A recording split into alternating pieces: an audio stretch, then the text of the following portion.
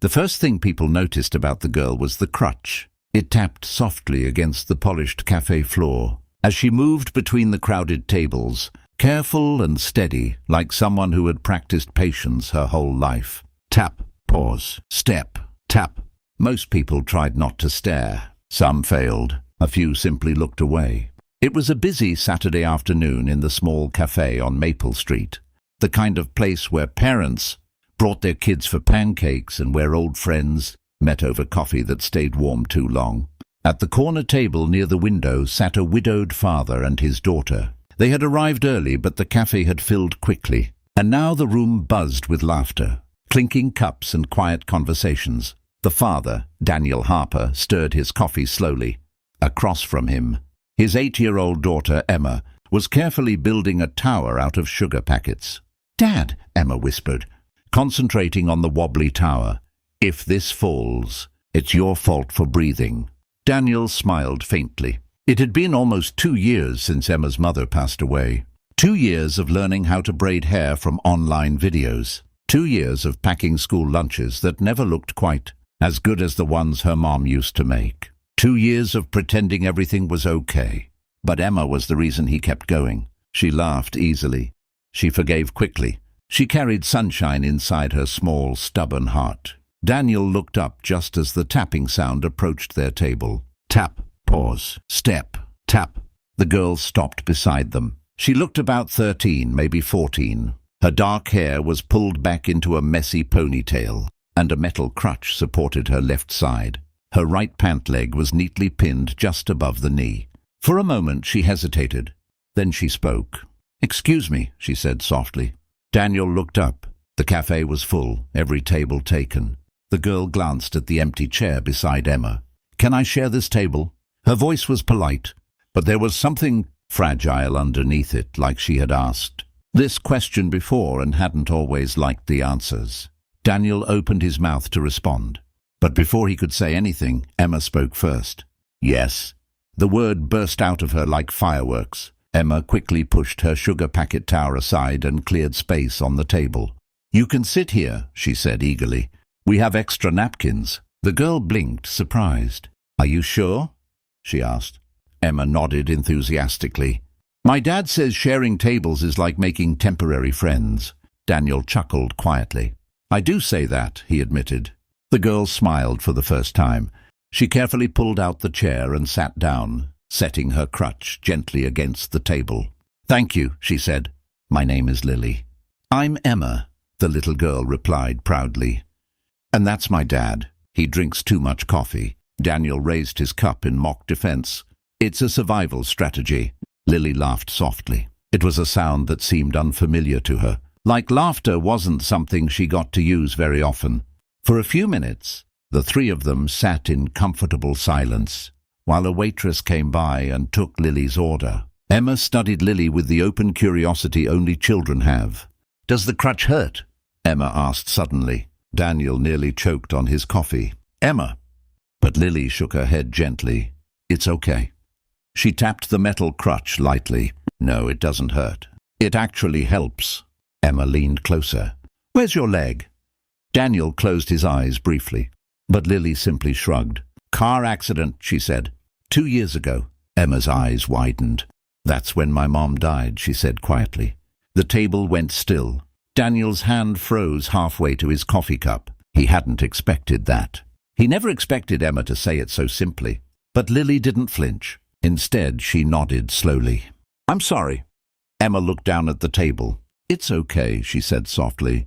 "We still talk about her." Lily smiled. "That's good." For the next 20 minutes, something unexpected happened. They talked. Really talked. Emma told Lily about her school science project involving volcanoes that exploded too early. Lily shared how she had to relearn how to walk after the accident. Daniel mostly listened, watching the two girls build a quiet bridge between their lives. And for the first time in a long time, he noticed something strange. Emma looked lighter, like the sadness she carried had stepped aside for a moment. Then Lily's food arrived, a simple plate of toast and soup. Emma looked at it. "That's all you're eating?" Lily shrugged. "It's enough." Daniel noticed the way she said it. Enough. Not what she wanted, just enough. A few minutes later, Emma whispered something to her father. Daniel raised an eyebrow. Are you sure? Emma nodded firmly. Daniel sighed, but there was warmth in his eyes. He stood and walked to the counter. When he returned, he placed a plate in the middle of the table. Pancakes, extra syrup. Emma slid the plate toward Lily. Sharing table rule, Emma said seriously. If you sit with us, you share pancakes. Lily stared at the plate. Her eyes shimmered. You didn't have to do that. Emma shrugged. My dad says pancakes taste better when someone else steals them. Daniel pointed a finger at her. I absolutely never said that. Emma grinned. But Lily didn't laugh this time. Instead, she looked down, blinking quickly. I just didn't bring enough money today, she admitted quietly. Emma pushed the plate closer. Good thing pancakes don't care about money.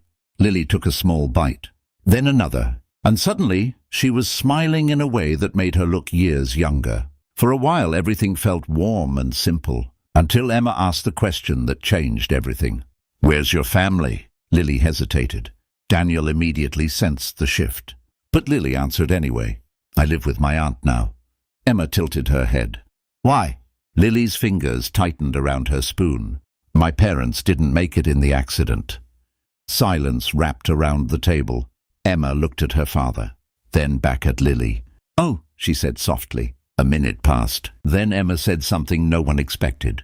You can borrow my dad. Daniel blinked. Excuse me? Emma folded her arms with complete seriousness. She can borrow you, she repeated. Lily looked confused. What do you mean? Emma leaned forward like she was explaining something very important. Sometimes I borrow my crayons to kids at school who forget theirs, she said. So if someone doesn't have something, you share. Daniel rubbed his forehead. Emma, I'm not a crayon. But Emma wasn't joking. She looked straight at Lily. My dad makes really good grilled cheese sandwiches, she said. And he reads bedtime stories with funny voices. Lily stared at her. Then she laughed. A real, full laugh that turned heads in the cafe. I think I'd like that, she said. Daniel felt something tighten in his chest. Not sadness, something deeper. Hope. Before leaving, Lily thanked them again. At the door, she turned back. Can I come here next Saturday? She asked. Emma answered immediately. Yes. Daniel nodded. You're always welcome at our table. The following Saturday, Lily returned, and the Saturday after that. Soon it became a quiet tradition. 3 people, 1 small cafe table, pancakes, stories, laughter.